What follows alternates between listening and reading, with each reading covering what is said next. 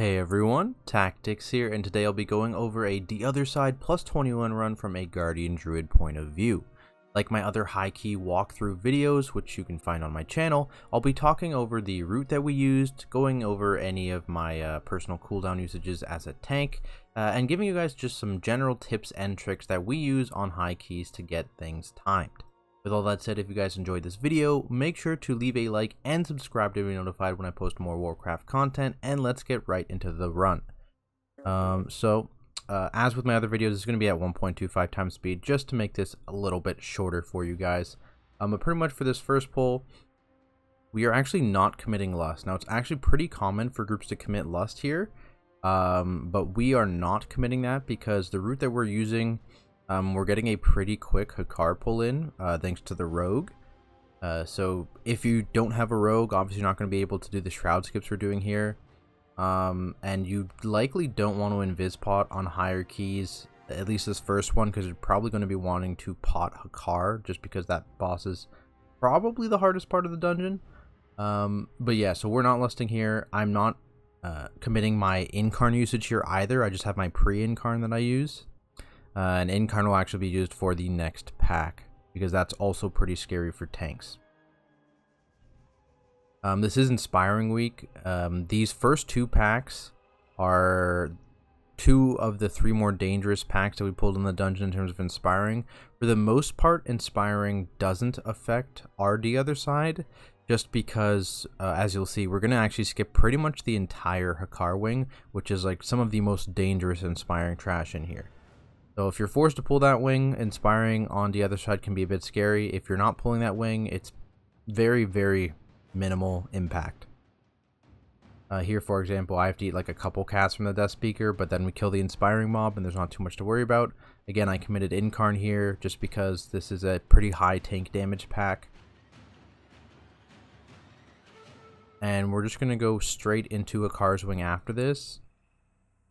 And do a nice little shroud skip. But pretty much that just times so you have all of your big cooldowns. You'll have Pride, you'll have Bloodlust, Pots, all that stuff you'll have for Hakkar, who is, again, one of the scarier parts of this dungeon. If you're able to get through Hakkar cleanly, there's a good chance that you time this dungeon, assuming you don't troll the rest of the key.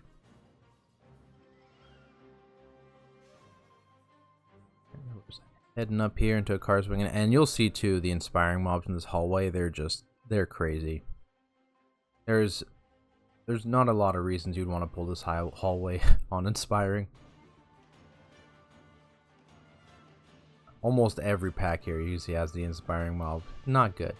Yeah, so we're just pulling this 4-pack right in front of Hakkar's room.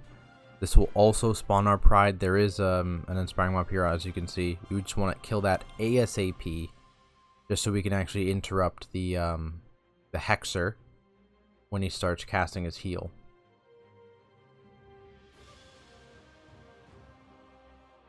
It's a bit of a tight space here, so you want to try and use the corners to reset your bleed stacks here. You can see after this next set, I'm going to go into the corner. But probably my bleeds get a little bit too high there. Yeah, I probably could have done this a little earlier just to drop those bleed stacks like around 4 instead of around 7 and give my healer a panic attack. But it's okay. Yeah, we do get through this pack. Yeah, just storming is a bit of a pain in this little tight area too, but it's not terrible. We get through it.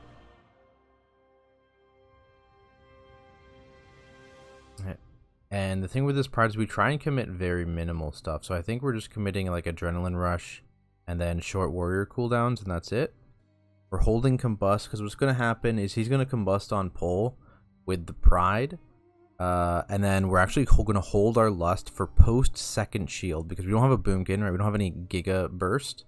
So we're actually going to hold until after the second shield as opposed to after the first shield. And a nice little tip for Hakkar, again, is that the shields will scale with the damage done on Hakkar. So if he hits extra adds, it's more shield. If he hits you with a DR, that's less shield, right? So what we do here is we do very, very minor cooldowns for the first shield. We also have a minor cooldown for the second shield, and then we do big cooldowns for third shield.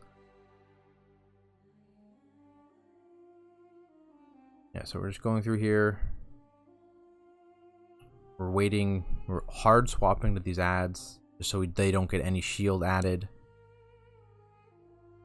First barrier's coming up. It's just minor cooldowns for that barrier. See, it's a fairly small barrier anyways because there's no ads up, so you don't need to commit anything bigger to that. New ads coming. We're going to swap. We're going to kill them both.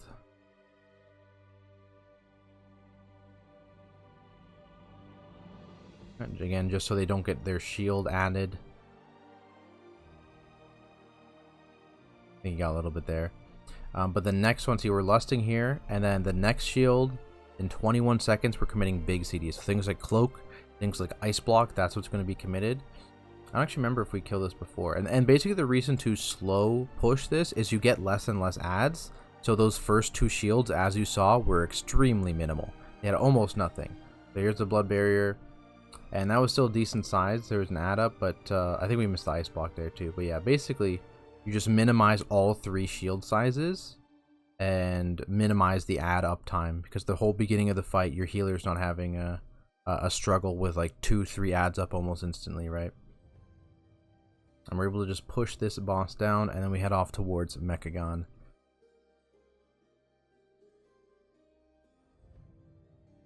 To get back through, I think 4 of us have a way back, because again, we committed potions there. So Rogue, Mage, myself on the Druid, and the Priest can actually fade through this. You can see he's actually just weaving through with us, basically stealth. And the Warrior will just die when we're through the gate and release and be out here. Yeah, he's actually first. Yeah, that's just to get back out because we don't have invis pots, because we committed them to we committed DPS pots to Hakkar. And obviously Shroud's still on cooldown for about a minute here, and we're going to need it anyways, as you'll see later on. These spirits, again, the timing you want is you want to press the urn shortly after he starts casting Rage. And in any forms of CC, we'll get rid of these masks. As you see here, I just disorient them, and we stun them just after the Rage tick, like that. We might have been, that one might have been early, actually. I don't know. Nope, we got it. Okay. Basically, yeah, you want to time it so you only let 1 to 2 ticks of the Rage get off. Because as you can see here, like, I'm going to shift caster form and just heal people, because this is very scary. Yeah, especially on high fortified, that thing will just absolutely murder people. And so I've got Incarn rolling into this pull. This is a pretty scary pull here. Yeah, I make a mistake there. I use scale with this as well, and you're going to see, like, it doesn't look like a big mistake here, but I think that's probably one of the bigger mistakes I make here. I shouldn't have committed the scale trinket to this. I should use that for the next pull, because I know that next pull is scary, and I'm not going into it with Incarn, so I'm going into it with very minimal cooldowns, like big defensive save your life cooldowns. Obviously, I'll have 2 charges of Survival Instincts for it, but pulls are pretty long in duration, right? So they're not gonna keep me safe for the entire pull, or a big portion of the pull. So I probably should have saved scale for that and invested 1 charge of Survival Instincts instead here. But you'll see, I think an Expo actually proc my cheat death too. It's a little spooky.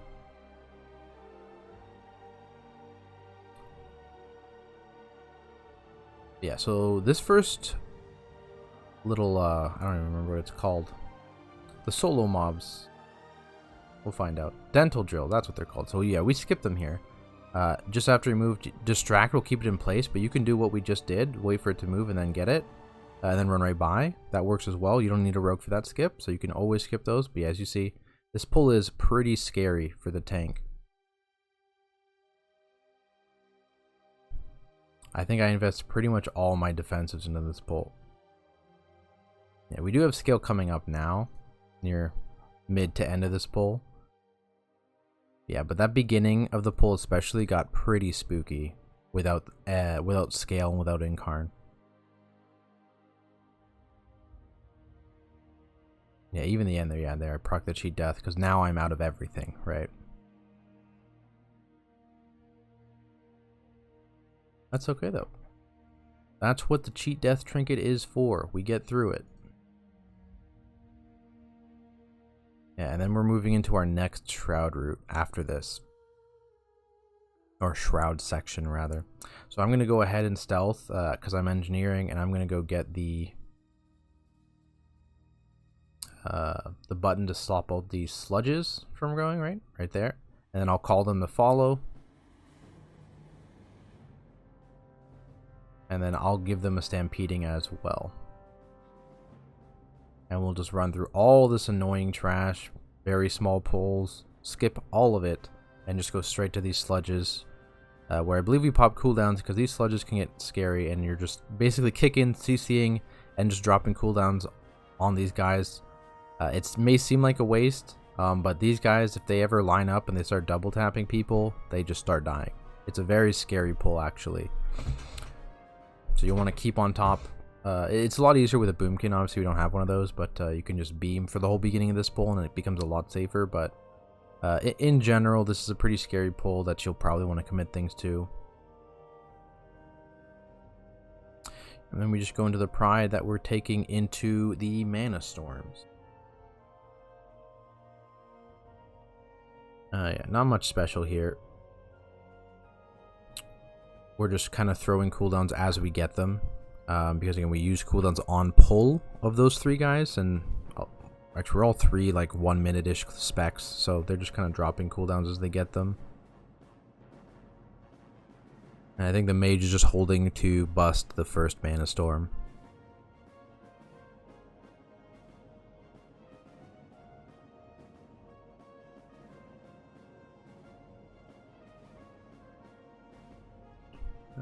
Probably could have gone there, but it's okay. Rather not die to these.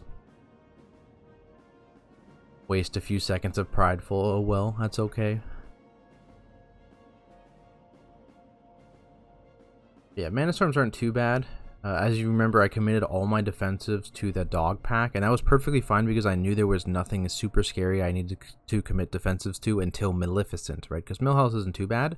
It's Maleficent you want defensives for, and as you can see, they're all going to be coming back up for that.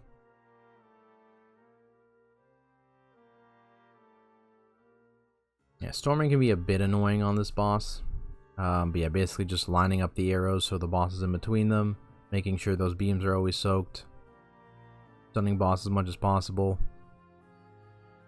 And a note, if you guys aren't aware, so you see how the room is cut in half here? So crystals will always appear on this half, bombs will always appear on this half, just in case you guys don't know that. Maleficent half of the room is for bombs, Millhouse half of the room is for crystals. But yeah, Buzzsaw is what you really want to pop defensives for, or have something for. I get Incarn back up here, so I'm using that as well. And we're just going to Lust as soon as we get it here, so we've got 40 seconds still, so I believe we Lust maybe as soon as Millhouse comes back. Or as, basically, we just Lust on cooldown here to get it on cooldown, because we're going to Lust again on a dealer. And that's where we really want our Lust. We don't really care about this Lust. But that dealer Lust is pretty important, because that boss gets also pretty scary on higher keys.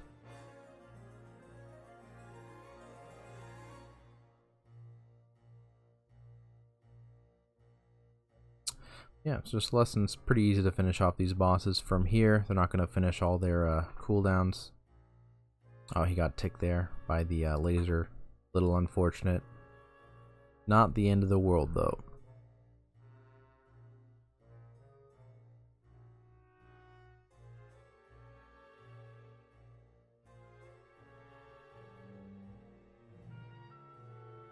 Yeah, we're just going to finish off Maleficent here and then move on. Again, big thing here, if you do skip that dental drill, do not forget that the dental drill is still out there waiting for you. So you just have to wait a little bit here. Wait for it to go, and then we just sneak by.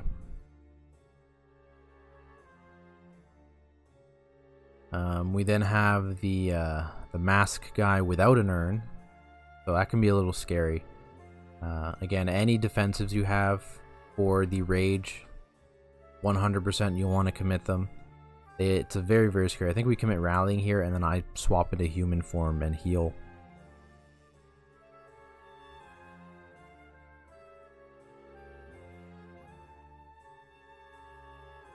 Yes, because it is an absolute ton of damage. Yeah, that's through rally there. We still almost had 2 deaths. Yeah, these are some of the scarier trash pack. Honestly, it's just a single mob, but the rage damage is just, it's ridiculous damage.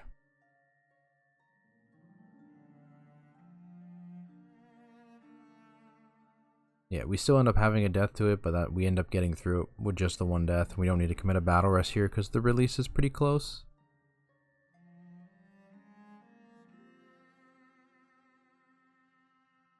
Oh yeah, struggling to res.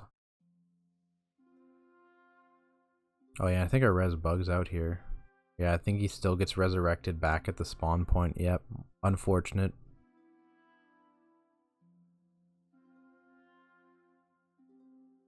This pull can get is the other spooky-ish inspiring pull, just because you can't kick that death speaker in, so you just have to hold it a little bit longer. Oh, I died here. Interesting. Yep. Okay, so I should have pressed the scale. That's definitely a mistake on my part. Need to use that scale there for sure. I was expecting to press the scale there, but I guess I didn't. Yeah, so just gotta make sure I'm using that scale. We're gonna kite back now, probably. Yeah, and I'll struggle to pick up all these mobs now.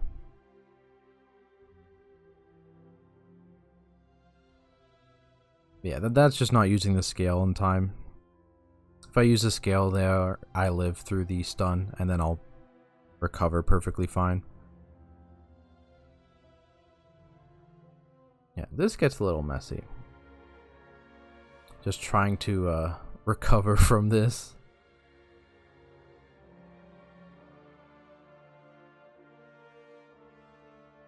Yeah, it looks like I got everything back now, though. So I'm curious, how far on cooldown was my tank trinket? I'm gonna check that real quick. 3 seconds. Nice. Okay. Yeah, we managed to clear up this pack, and then we just do this gauntlet here. We get through it. Doing this first pack here, this is one of the easier packs. Again, inspiring in here has almost no effect in the Ardenweald, just because there's not very many casters, and the ones that are casters you actually don't care about. So it's not a huge deal here, the inspiring. Avoiding swirlies, though, definitely something you want to do on higher fortifieds. They do hurt. Yeah, so we do this 1 pack. We're not pulling the bunch of Spriggans up in the corner here. Just this 2 pack. And then we're going to go and we're going to do a triple pack after this to spawn our Pride. And I do have Incarn for this pull. And that's where you want to have your Incarn timed out. So you can Incarn the pack outside, assuming you don't scuff it like we did. And that'll have Incarn up for this pull, and that'll make your Incarn timings decent, at least on higher key levels, right? If the packs are dying quickly on lower key levels, these Incarn timings don't work, right? You'll have to adjust them as key levels go up and down. But for us, around the 20 to 23 range, this timing does work out, and it actually gets better as you go higher up. So I'm Incarning this pack, then we'll have a Pride, then we'll have a no Incarn pack, and then we'll have the Incarn pack again.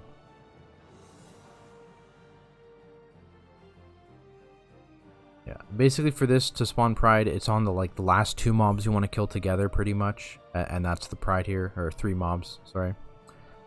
And so we'll just cleave these 3 down together to get a decent Pride spawn, and then we'll deal with that Pride. And again, we have Warrior cooldowns and Adrenaline Rush going into this, and you'll note that we're not committing busts to any of these Prides because we're in Ardenweald, we're going big pull into big pull into big pull, and so having the Mage with the Combust into these pulls, that's basically what we're abusing in this dungeon, is we're big pulls with Combust.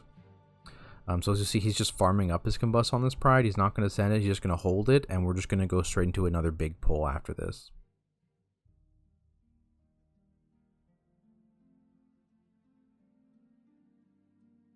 Yeah, finishing off this Pride, and we're going to go right side here with the Urn pull.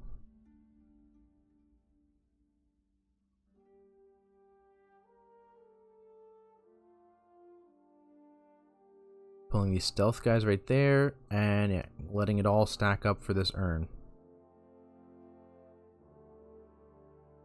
And it's just gonna melt.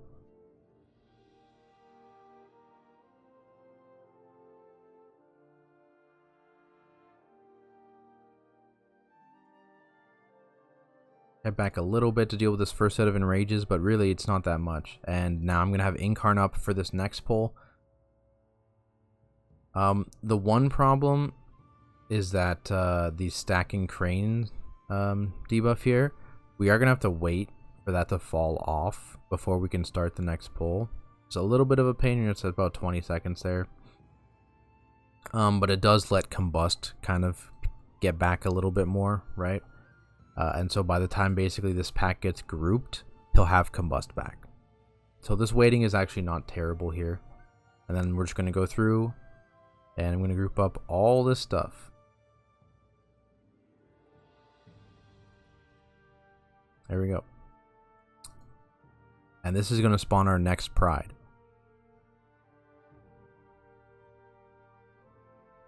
Yeah, basically just like slowly stepping backwards to avoid both storming and the swirlies on the ground. It's a little unfortunate for Flame Patch, but it's something that has to be done in a lot of these Ardenweald pulls, especially because of storming.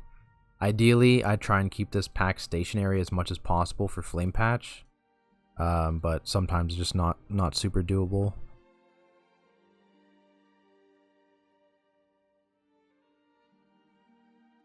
Yeah, we are a double melee comp too, so the storming is a bit more annoying. After the Inspiring Mob's dead, was there even an Inspiring Mob in there? I don't know. But basically I'm cutting back at this point just because I'm at fairly high stacks of the Crane debuff. Crane's starting to hurt a decent amount. And just needed a few second break before my scale came back up for the defensive.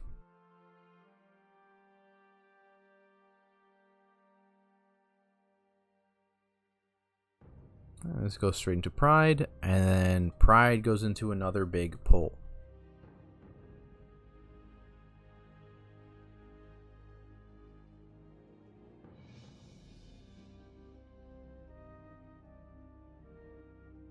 Yeah, I think here we didn't have any warrior cooldowns, so we're just committing the bust, I believe. Is that what happened?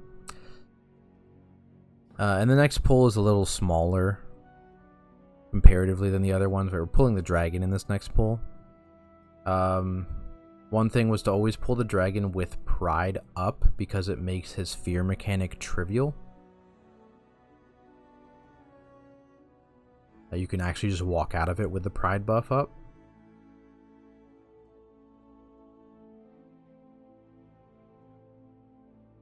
And yeah, these Spriggans, they don't really do much. The only super dangerous thing in this pack is just the initial grouping and then the dragon, especially with that tank buster there. But the Spriggans aren't too scary. You just want to try and get that dragon down.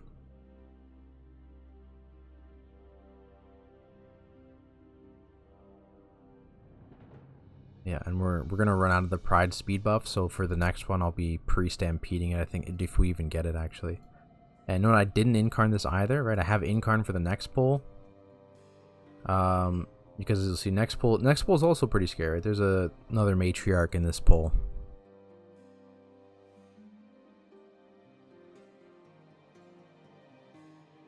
Yeah. Another big pull.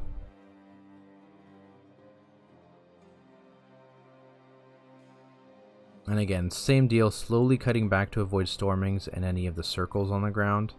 But because there's no swirlies in this pack, I don't have to kite nearly as much. Just to avoid those stormings, pretty much.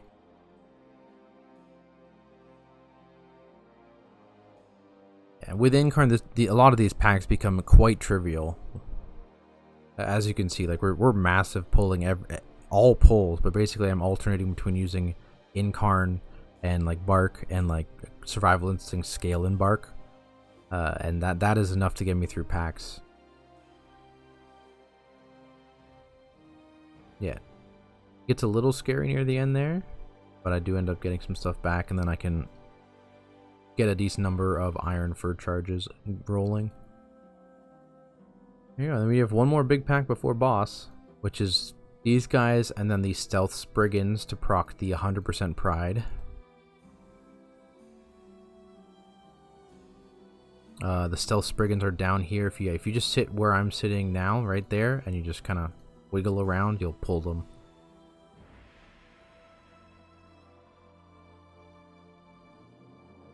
And then we kill this for our pride. Now we have Lust and Pride going into Dealer, who is the second scariest boss after Hakkar.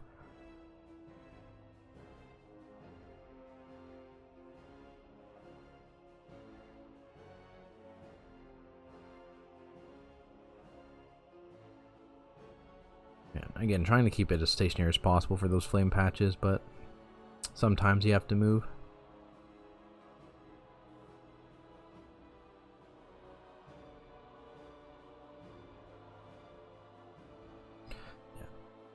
And then we're just dealing with this pride. Nothing too special there. Yeah, going straight into Dealer. Our healer does stay up on the ledge, just so he doesn't have to jump and stuff. And we have triple melee, so we're just bouncing it between the three of us.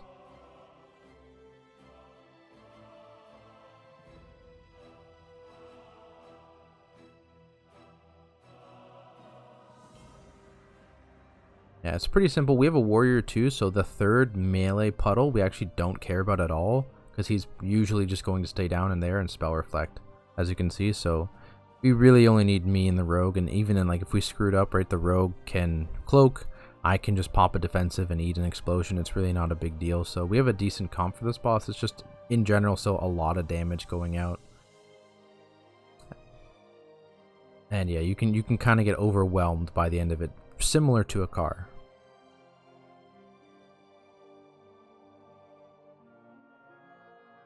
Yeah, I think I missed it. Yeah, I didn't go quite fast enough there.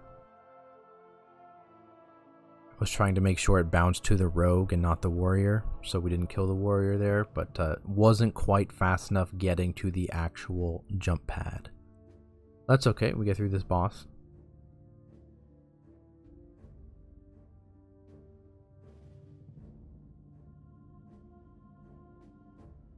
And make our way back to the final boss. Now, the way we split up these platforms, obviously, it's pretty much the same as everyone. We have a DPS on each, and then the healer and tank go together. I would definitely not recommend holding cooldowns. So if you need to just invest your cooldowns basically on your adds to make sure they die so that you can one phase, and it's definitely worthwhile. On pull here, I believe you're free to commit 1 minute for sure. I know our mage combusts and our rogue adrenaline rushes on pull, because they'll come back up for your ad, so you can do that.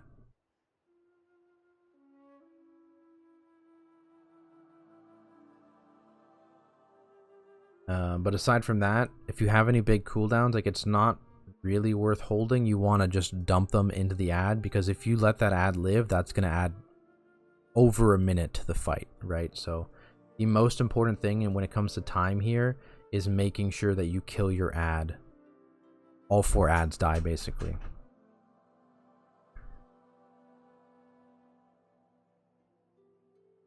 Yeah. For us, on the tank side, where we've actually got it down pretty well, the tank and healer ad, we kill it very quickly. So what we're going to do here is we're actually going to PI one of the other DPS. I don't remember if we PI the warrior or the rogue.